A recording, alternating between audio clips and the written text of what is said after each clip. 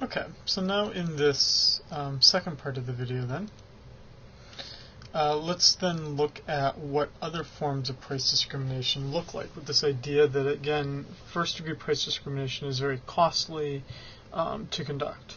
So under second-degree price discrimination, as we go higher in the degrees here, basically what we're saying is that fewer prices are being charged. Now, under second-degree price discrimination, what we would know this second-degree price discrimination, we'd more popularly know it as the volume discount, or basically the discount you get as you buy more of an item. We see this most popularly with electricity, but you could even see it with like things like if you buy, 50 t-shirts, right? That the price per t-shirt is significantly less for the 50th t-shirt than for the first. So with this quantity discount, the reason here is that what's key with this here is that we're saying that consumer is basically going to have reduced marginal benefit as they consume more and more of their good, right? Law of diminishing marginal utility. And so what the firm does is it tries to estimate exactly how much less they value the good as they're buying more of it.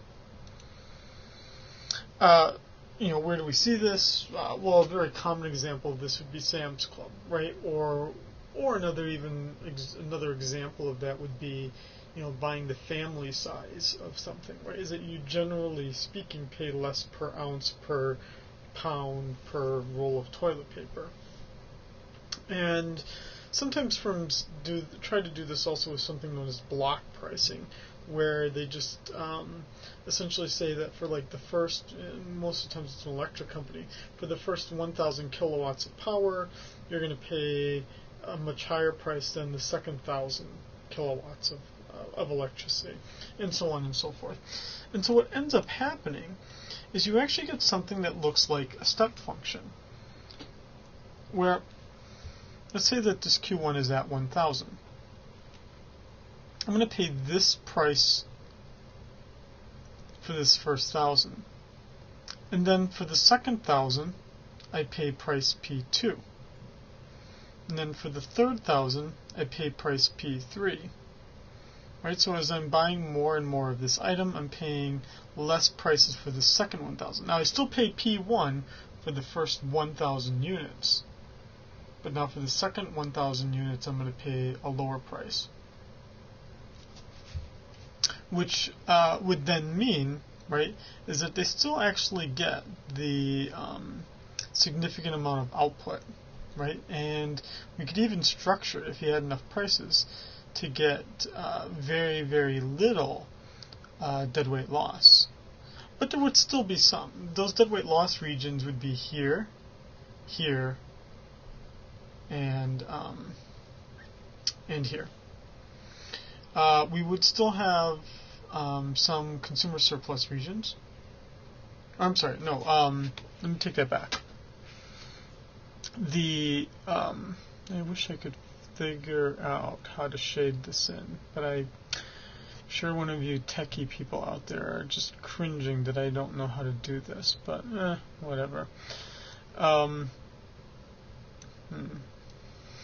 Okay, this is kind of like the triangle part here. That would actually be the consumer surplus, not the deadweight loss, as I had indicated earlier. That would be the area below the demand curve to the price paid. Those customers got a better deal because they actually had to pay only P1, but they actually valued it at the demand curve. Between these 2 points, this triangle would also then be the consumer surplus, the consumer surplus, the consumer surplus.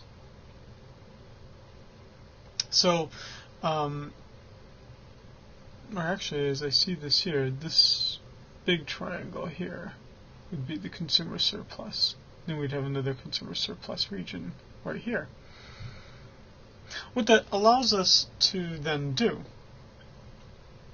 alright, is see, yeah, there's going to be some consumer surplus, but it's going to be still rather limited compared to the single price monopolist, and certainly much more limited than the perfectly competitive firm. Had it been only a single price monopolist, they would have set MR equal to MC, getting quantity Q0, and charging price P0. Hence my block over here, which says that basically without discrimination, we would have had, certainly if you're buying the larger quantities, a higher price than you otherwise would have wanted. Right? Because as they bought more, they get to pay significantly lower prices. And they actually even produce more. So essentially what you can do is that firms should actually be encouraged to discriminate with regard to prices. Discrimination in an economic sense is actually a good thing. It tends to reduce the deadweight loss. Now, it also tends to help the producer, so from a consumer standpoint, discrimination is not a valuable thing. So that was second degree price discrimination. Now third degree. Third degree is actually something you do encounter quite a bit, and it's basically saying that if I've got a set of customers, let's divide them into groups.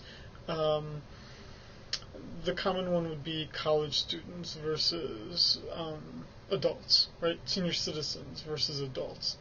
They have different elasticities of demand, they have different willingnesses to pay. You can easily distinguish who they are, so you make sure that each group pays what they're supposed to be doing, right? And you actually get them different demand curves for each group, different prices for each group. And you can also separate it out, right, even if you don't do IDs, right? Because when you go to the grocery store and whatnot, they don't ask to see your ID and then charge you a different price. Rather, what they do, right, is that you could buy, premium liquor versus, store brand liquor, right? Or you could buy the store brand of peanuts versus Fisher peanuts, right? And they can try to they still want to, even this, in some cases, the same company actually might provide the peanuts, right? Fisher can make an off-brand and then still capture customers that they otherwise wouldn't have been able to capture. And what then happens, right, is that then the total output would be your summation of each individual group's output, and you're going to basically solve the marginal revenue equals marginal cost function twice. Hence over here. So each firm is going to have its own marginal revenue curve.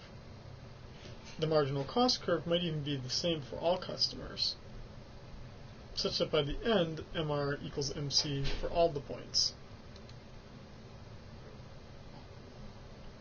And what we then see here is that I've got two groups, one that's more elastic, one that's more inelastic. Steeper the curve, right, because they intersect. The steeper the curve is, the existence that it's more inelastic. Then what we would then do, right, is we're going to have to set it equal to the marginal cost. So in this case here, we have a non-constant marginal cost curve. I'm going to set the MR equal to MC. My marginal cost curve total, which is kind of the average of these. I would set my MR equal to my MC and then go up to the demand curve. In the inelastic market, they're going to sell Q1 and charge a much higher price. That should be a significant hint to you. If the market is more inelastic, as it is in the case of those who earn more income, as it is in the case of those who, for instance, demand the store, the name brand of the good, they should pay higher prices. Whereas the more price sensitive or elastic customers, in that case, that would be MR2 equal to MC, selling Q2 units and being charged a much lower price, P2. Group 1 more inelastic, paying a higher price. Group 2 more elastic, paying a lower price. And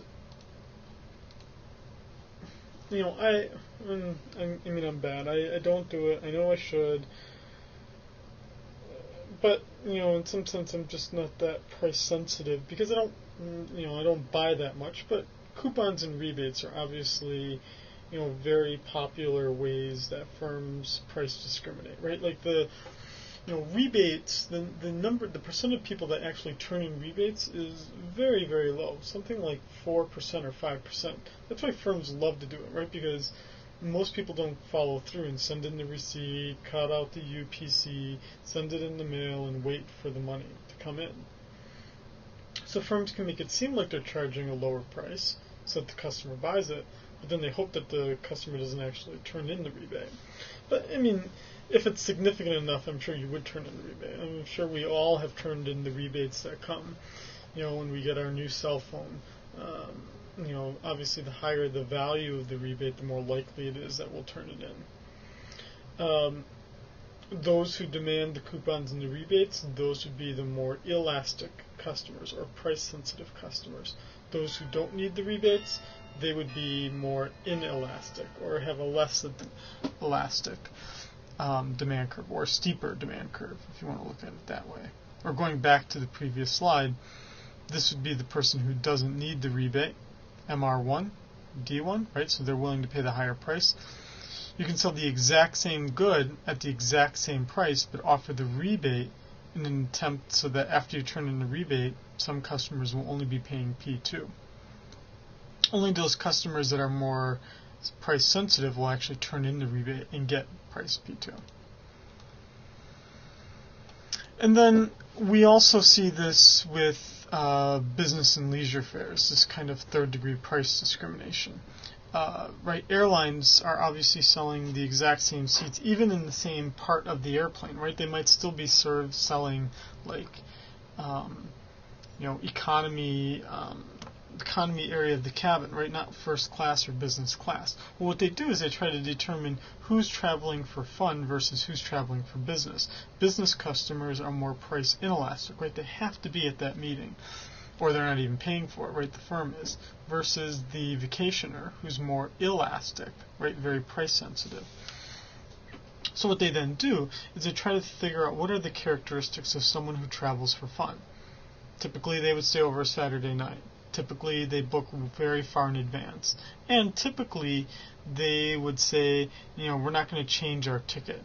Whereas business customers actually don't want to stay over on a Saturday night, right? They want to be home on the weekend, right? They often have to make the flight reservation within very short notice, right? Unexpected meeting comes up. And they often want some flexibility to change things around. So this is even regardless of where they sit in the plane, whether they get that kind of treatment. Okay, I'm going to stop the video here just from a time constraint so I can post these on YouTube, and I'll pick it up then with the very fun intertemporal price discrimination.